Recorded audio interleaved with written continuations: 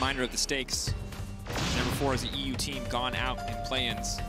The TCL coming into Worlds 2020 at Worlds, they had taken a single game off of EU, off of G2 Esports 2018. They've now taken 3 more off of that line. They will take a 4th, the final game in this series, for them to beat their first major region in a best-of-5, to qualify to the next stage, to find themselves face-to-face with the Unicorns of Love for a shot at the group stage, guaranteeing emerging region to go through to groups. A massive feat for a team like Supermassive.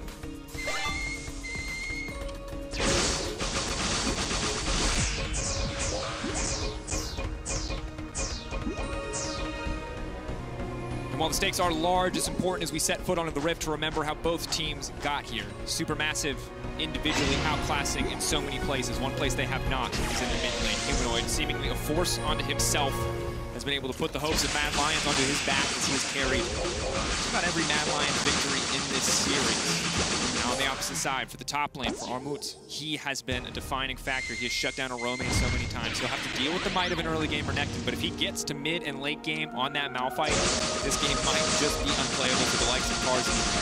Now I want to talk about the early setup here. Both teams in a standard 5-point, covering the 5 entrances to the jungle as well as the mid lane itself. Now Shadow has made a very good move set. He ran out early with his trinket onto the Raptor camp, the team where Lilia does make the delayed invade, and now has reset and picked up a sweeper, usually indicative of really ganks. However, because he's playing a farm Graves, I don't think it's so much about finding ganks unless it is top lane with that Renekton, but more so about making sure that he remains hidden and secretive in his pathing through the jungle.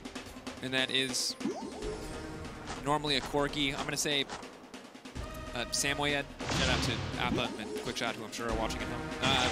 In the meantime, though, of course, Malphite can use that Granite Shield passive to tank 1 or 2 autos from the blue buff. Cow's really cleared that much more powerful. You talked about scaling it. Temple certainly feels like the more scaling rune option choice for the mid lane alongside that Bloodline. Now the engage coming in on Zainoth, they're just trying to force a big advantage level 1 before the Black Shield enters the picture. One of the few ways that you can beat this lane is just to force summoners early on. Arome just going all in on the top side. Big pull the meat, but he's got the Fury to back it up, and bullying out here early on in this lane phase. Yeah, and that was the whole plan from Arome to do so. You can see that very early trinket ward down into the river, suspecting that it's going to be a topside start from Cow, even though both junglers have remained hidden. As there we go, it was a cheeky gank path here from Shadow.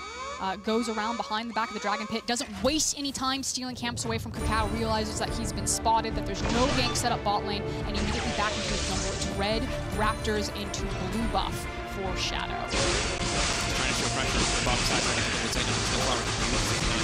Cacao is focused, as always. Once again, the Hoover Lilia focused on farming up as much as possible. While he does have a sizable individual lead right now over Shadow, hasn't turned it into anything yet, and has cost him bot lane a little bit of pressure, as you can see Carzzy and Kaiser playing with a lot more confidence than we might expect early on, courtesy of the EXP advantage they've been able to sustain so far.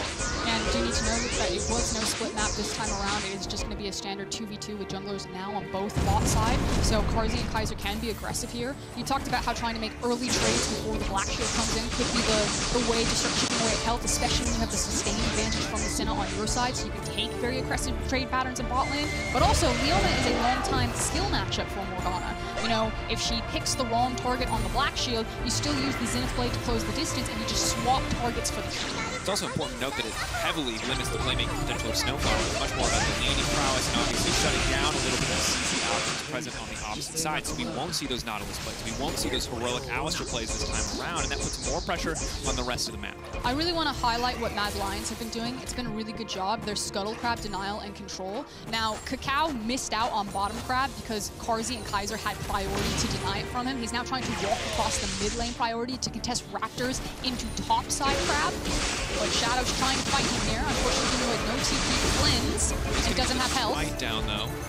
He bullied out of his own jungle. He's probably going to have to go clubs on the top side as he's engaged. Bottom lane, Kaiser locked up. The combo going to come through. Lots of damage going down. Has to be careful. The humans cards are not going to be up for a while to bring that one back. As now Humanoid is pulled back. Bolu feeling insanely comfortable in this lane. Of course, is set up in terms of early stats. It's Juggernaut just to bully out. Additionally, Humanoid starting to pull. While it will give some life on hit, is not the effective combat stats needed to turn this matchup back. We may see the 2v2 in the mid lane, but this one has to favor Supermassive. As Shadow is going to get pulled back here, is going to be forced to flash out to safety. Good damage going down onto him as well, and Supermassive finds themselves on the front foot here in the mid lane matchup. Not something that we're used to seeing. And Dracos, you just did the math for Mad Lions, but apparently they didn't. It's the fact that Corki is sitting on a coal. He has a cleanse. He hasn't gotten to take the back hit. He got chunked out. They do not win the 2v2 right now, and Supermassive super confident to just repeatedly punch Mad Lions in the face there, and Shadow is losing so much time.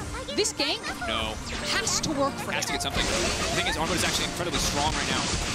Just innately armor bonus. Oh my God. He wants 2, but he won't get 2. He'll trade it back, but do they hit him? Shadow will grab it. Armut on the cusp of getting the 2 for 0, but in a game 5, he is laughing, he is smiling, he is unconcerned. Because that is hashtag worth for Supermassive. Look at the difference between the junglers right now, 36 to 24. Shadow just showed himself he had to work for that gank. He was just trying to save Arome, and he ends up falling down. And it's not like Arome misses anything. There's the TP.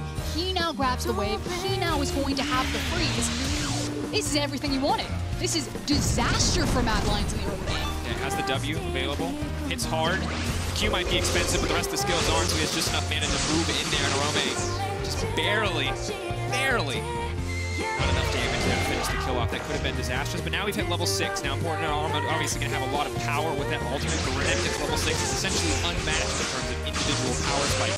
Maybe it will be enough for Arome to find an advantage here, but already off to a start that feels pretty Supermassive favored, as Zeitnot and Snowflower are also regaining control over the bottom side, but that might change as Shadow shows up and is looking to fish for it.